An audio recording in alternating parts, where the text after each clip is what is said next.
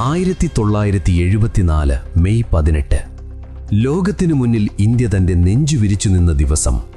ലോകത്തിലെ വൻ ശക്തികൾ മാത്രം അടക്കി വാണിരുന്ന അറ്റോമിക് പവർ എന്ന സിംഹാസനത്തിലേക്ക് ഇന്ത്യ നടന്നു കയറിയത് അന്നായിരുന്നു.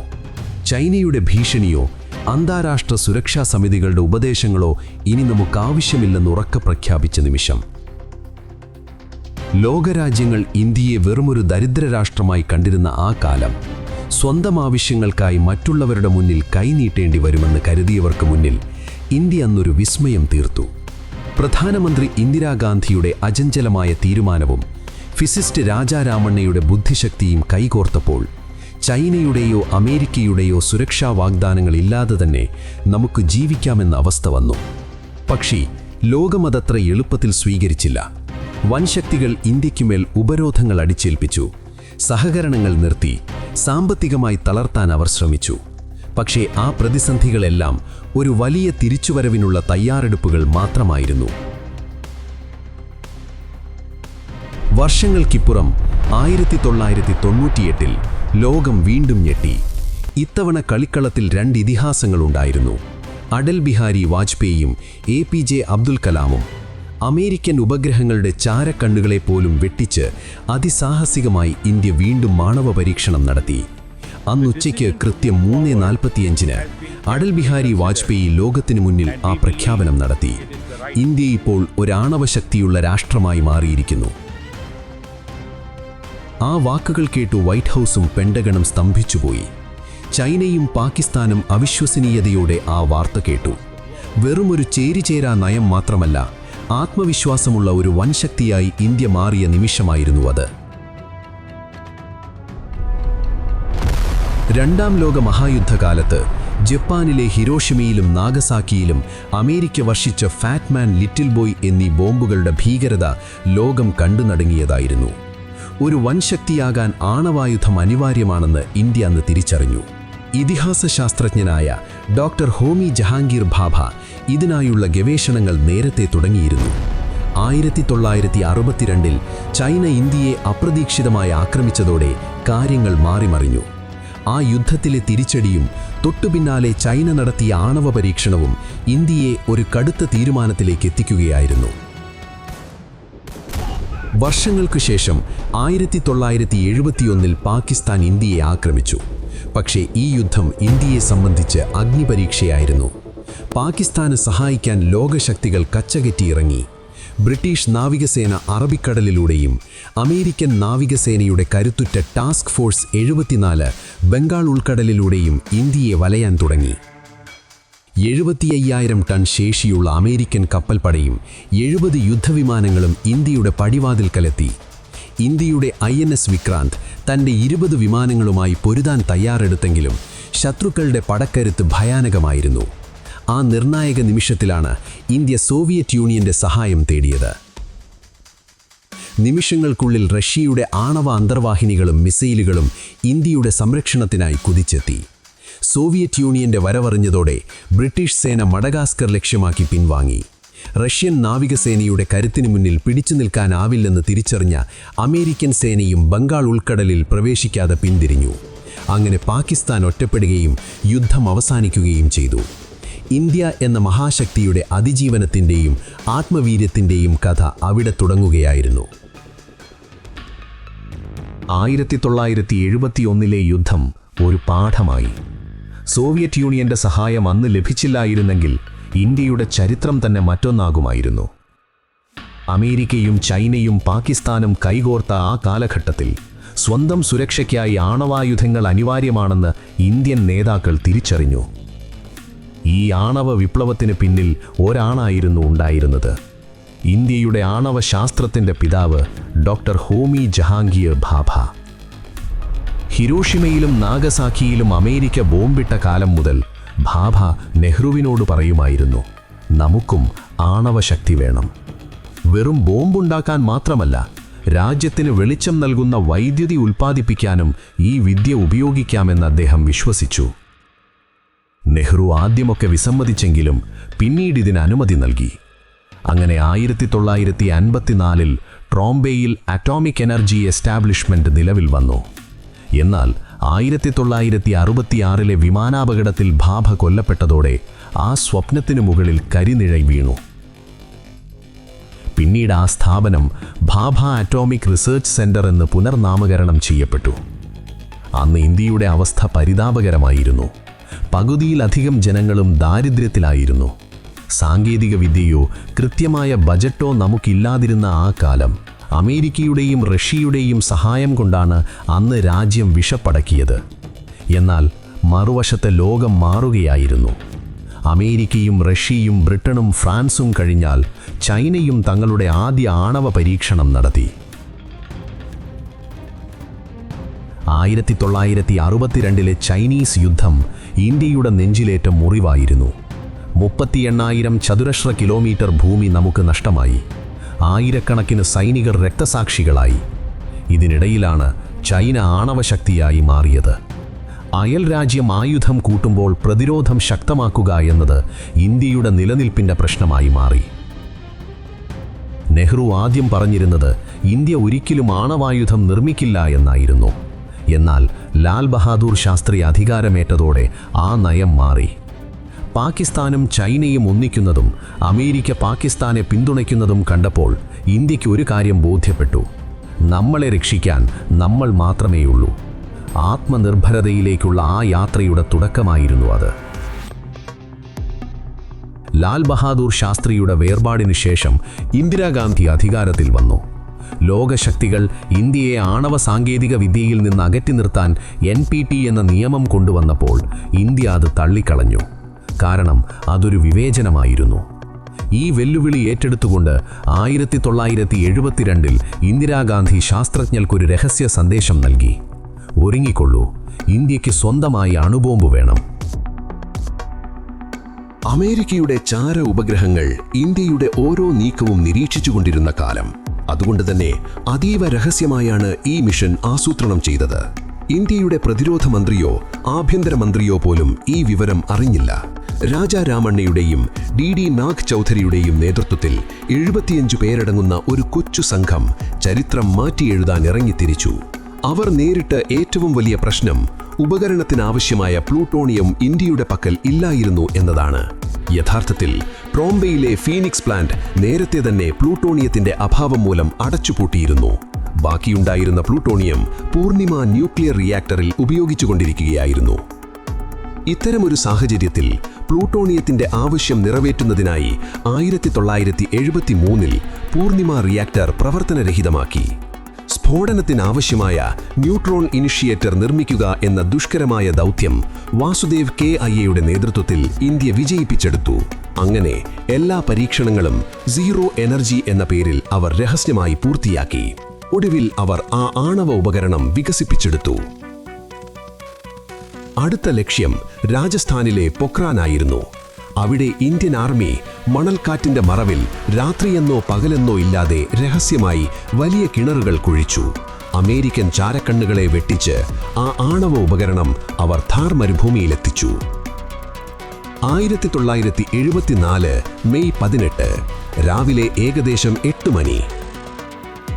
ലോകം മുഴുവൻ അന്ന് ചാര ഉപഗ്രഹങ്ങളിലൂടെ ഇന്ത്യയെ നിരീക്ഷിച്ചുകൊണ്ടിരുന്നു.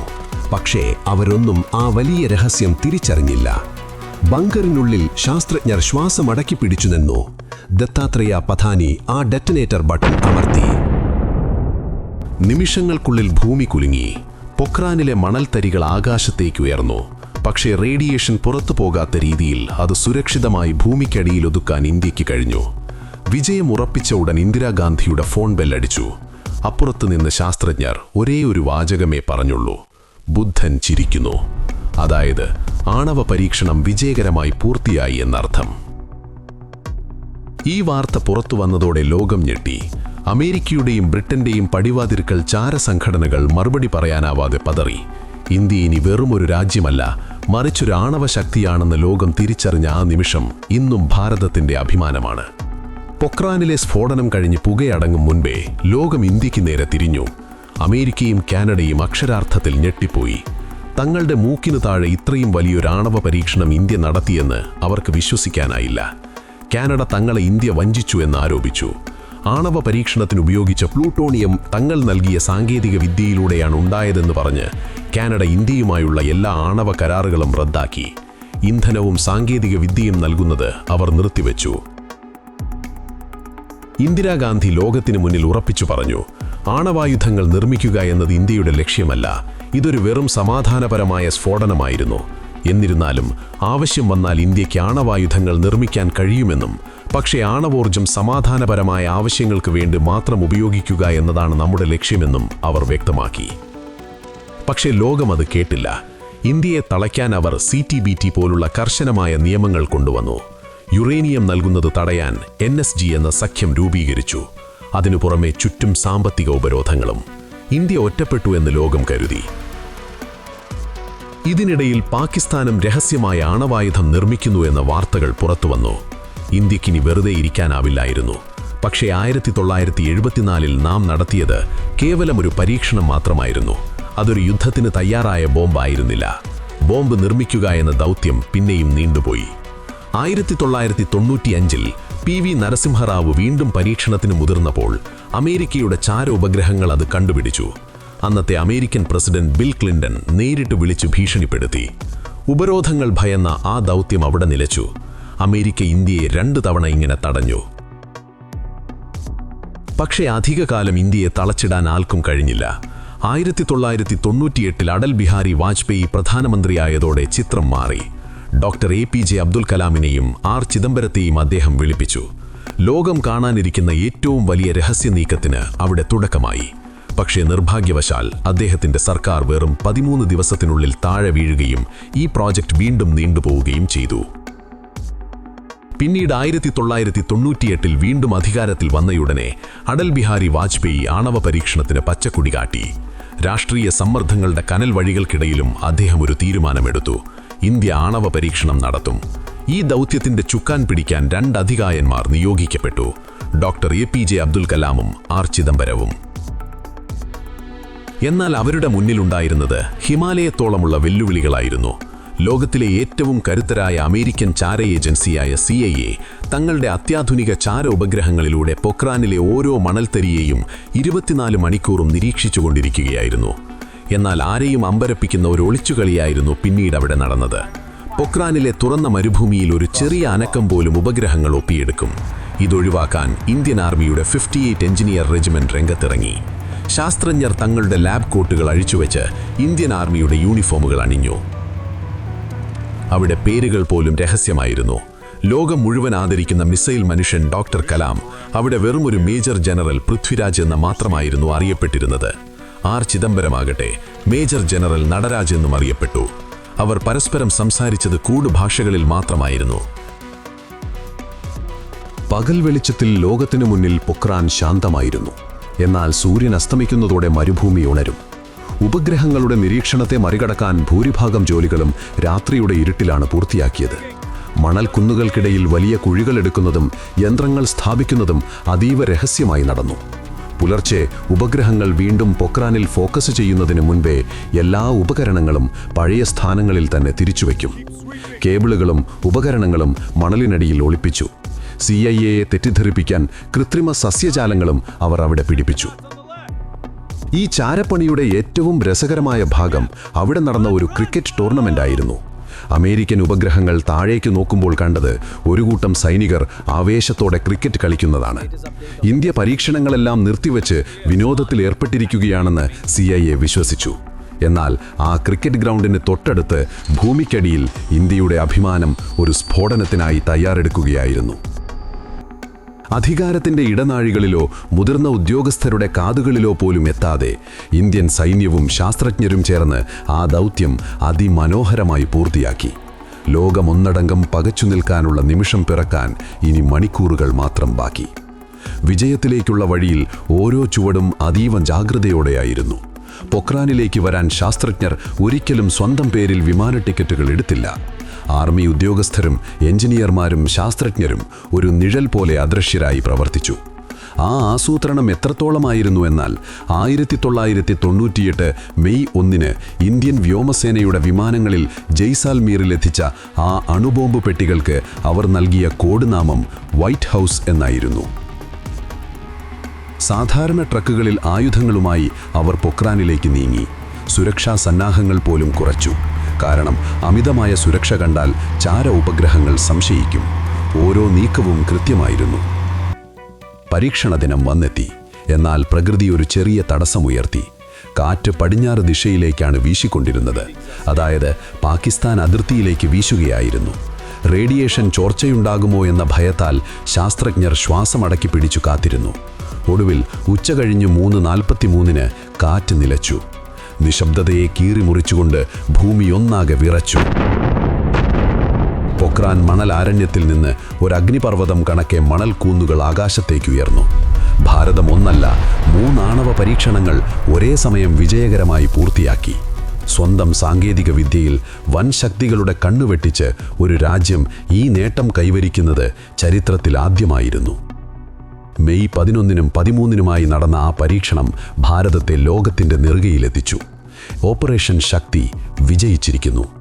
അതേസമയം പാശ്ചാത്യ രാജ്യങ്ങളിലാകെ ശോകമൂഖമായ അന്തരീക്ഷമായിരുന്നു. ഈ പരീക്ഷണത്തിൽ പ്രകോപിതരായ രാജ്യങ്ങളുടെ പട്ടികയിൽ അമേരിക്ക മാത്രമല്ല, കാനഡ, UK, ഫ്രാൻസ്, ജപ്പാനും ഇന്ത്യയുടെ ഈ പരീക്ഷണത്തെ കഠിനമായി വിമർശിച്ചു. വൈറ്റ് ഹൗസിൽ നിന്ന് അമേരിക്കൻ പ്രസിഡന്റ് ക്ലിന്റൺ ആക്രോശിച്ചു. ഏഷ്യയ്ക്ക് ഇന്ത്യ ഭീഷണിയാണെന്ന് അദ്ദേഹം പ്രഖ്യാപിച്ചു. ഇതൊരു അന്താരാഷ്ട്ര ഉടമ്പടിയുടെ ലംഘനമാണെന്നും ഭാരതം ശിക്ഷിക്കപ്പെടണമെന്നുമുള്ള വാദങ്ങൾ ഉയർന്നെങ്കിലും ഈ പ്രസ്താവനകൾക്കിടയിൽ അടൽ ബിഹാരി വാജ്പേയി ഭാരതത്തിന്റെ പക്ഷം വളരെ വിവേകത്തോടെ ന്യായീകരിച്ചു. പരീക്ഷിക്കപ്പെട്ട ഈ ആയുധങ്ങൾ പ്രതിരോധത്തിനു വേണ്ടിയുള്ളതാണെന്ന് അദ്ദേഹം പാർലമെന്റിൽ ഉറപ്പിച്ചു പറഞ്ഞു. ലോകത്തിനു മുന്നിൽ ഡോക്ടർ കലാം ഒരു സത്യം ഓർമ്മിപ്പിച്ചു. ഇന്ത്യ ഈ ആയുധങ്ങൾ നിർമ്മിച്ചത് സ്വന്തം രാജ്യത്തിന്റെ സുരക്ഷയ്ക്കു വേണ്ടിയാണെന്നും ചരിത്രം പരിശോധിച്ചാൽ ഇന്നുവരെ ഇന്ത്യ ഒരു രാജ്യത്തെയും ആക്രമിക്കാൻ ശ്രമിച്ചിട്ടില്ലെന്നും അദ്ദേഹം ഓർമ്മിപ്പിച്ചു. അത്തരമൊരു സാഹചര്യത്തിൽ നമ്മുടെ ഈ ആയുധം ഇന്ത്യയുടെ സുരക്ഷ മാത്രം കണക്കിലെടുത്തുകൊണ്ടുള്ളതാണ്. എന്നാൽ ആണവ പരീക്ഷണത്തിന് ന്യായമായ കാരണങ്ങൾ നൽകിയിട്ടും UN സെക്യൂരിറ്റി കൗൺസിലും അമേരിക്കയും ഇന്ത്യക്കുമേൽ സാമ്പത്തിക ഉപരോധങ്ങൾ ഏൽപ്പിക്കാൻ മടിച്ചില്ല. ഈ പരീക്ഷണം അമേരിക്കയുടെ മാത്രമല്ല, അവരുടെ രഹസ്യാന്വേഷണ ഏജൻസിയുടെയും ഏറ്റവും വലിയ പരാജയമായിരുന്നു. ഇന്ത്യയുടെ തന്ത്രങ്ങൾ മനസ്സിലാക്കുന്നതിൽ തങ്ങൾ പരാജയപ്പെട്ടുവെന്ന് CIA ഡയറക്ടർ തന്നെ സമ്മതിക്കുകയുണ്ടായി. അന്താരാഷ്ട്ര നിയമങ്ങൾ പറഞ്ഞ് ഇന്ത്യയെ കൊടുക്കാൻ പലരും ശ്രമിച്ചു. പക്ഷേ ഇന്ത്യ അവരെയെല്ലാം ബുദ്ധിപൂർവ്വം മറികടന്നു. NPT, NSG നിയമലംഘനങ്ങളുടെ വലയിൽ ഇന്ത്യയെ കൊടുക്കാൻ അവർ ശ്രമിച്ചു. എന്നാൽ ഒരാരോപണം പോലും സത്യമാണെന്ന് തെളിയിക്കുക അമേരിക്കയ്ക്ക് എളുപ്പമായിരുന്നില്ല. യഥാർത്ഥത്തിൽ CTBT പ്രകാരം ജലം, കര, ആകാശം എന്നിവിടങ്ങളിൽ പരീക്ഷണം നടത്തുന്നതിനാണ് വിലക്കുണ്ടായിരുന്നത്. ഇന്ത്യ ഈ പരീക്ഷണം നടത്തിയത് ഭൂമിക്കടിയിലായിരുന്നു. രണ്ടാമത്തെ കാര്യം NPT ആയിരുന്നു. എന്നാൽ ഇന്ത്യ ആ ഉടമ്പടിയിൽ ഒപ്പിട്ടിരുന്നില്ല. NSG നിയമങ്ങൾ ലംഘിച്ചുകൊണ്ട് മറ്റു രാജ്യങ്ങളിൽ നിന്ന് ആണവ വിഭവങ്ങൾ വിതരണം ചെയ്തു എന്ന ആരോപണവും അമേരിക്ക ഇന്ത്യക്ക് മേൽ ചുമത്തിയിരുന്നു. എന്നാൽ ഈ പരീക്ഷണത്തിൽ ഉപയോഗിച്ച എല്ലാ വിഭവങ്ങളും ഇന്ത്യയുടേതു മാത്രമായിരുന്നു. അതുകൊണ്ട് തന്നെ അമേരിക്കയ്ക്ക് ഇന്ത്യയെ ഒന്നും ചെയ്യാൻ സാധിച്ചില്ല. ആണവശക്തി എന്നത് 2 വശങ്ങളുള്ള ഒരു നാണയം പോലെയാണ്. ഒരു കൂട്ടം ഊർജ്ജ പ്രതിസന്ധികൾക്ക് പരിഹാരം കാണാൻ ആണവോർജ്ജം സഹായിക്കുമ്പോൾ മറുഭാഗത്ത് അതീവ ജാഗ്രതയോടെ കൈകാര്യം ചെയ്തില്ലെങ്കിൽ അത് ഭൂമിക്ക് തന്നെ ഭീഷണിയായി മാറും. ഇന്ത്യയുടെ ആണവ സ്വപ്നങ്ങൾക്ക് ഹോമി ജഹാംഗീർ ഭാബെ അടിത്തറ പാകിയപ്പോൾ ഇന്ദിരാഗാന്ധിയുടെ ഇച്ഛാശക്തിയാണ് 1974-ൽ ആദ്യമായി പൊഖ്രാനിൽ അഗ്നിപർവ്വതം തീർത്തത്. വർഷങ്ങൾക്കിപ്പുറം അടൽ ബിഹാരി വാജ്പേയിയുടെ രാഷ്ട്രീയ ദൃഢനിശ്ചയവും APJ അബ്ദുൽ കലാം, R ചിദംബരം എന്നിവരുടെ ശാസ്ത്രീയ നേതൃത്വവും കൈകോർത്തപ്പോൾ ഓപ്പറേഷൻ ശക്തിയിലൂടെ ഭാരതം ഒരു ലോകശക്തിയായി മാറി. സാമ്പത്തിക ഉപരോധങ്ങളെയും അന്താരാഷ്ട്ര സമ്മർദ്ദങ്ങളെയും അതിജീവിച്ച് സ്വന്തം പ്രതിരോധശേഷിയിൽ വിശ്വസിക്കാൻ രാജ്യത്തെ പഠിപ്പിച്ച ഈ മഹാന്മാരോട് ചരിത്രമെന്നും കടപ്പെട്ടിരിക്കുന്നു. ഇന്ത്യയുടെ സുരക്ഷയുടെയും പരമാധികാരത്തിന്റെയും അടിത്തറ പാകിയ ആ ധീരർക്ക് അഭിവാദ്യങ്ങൾ.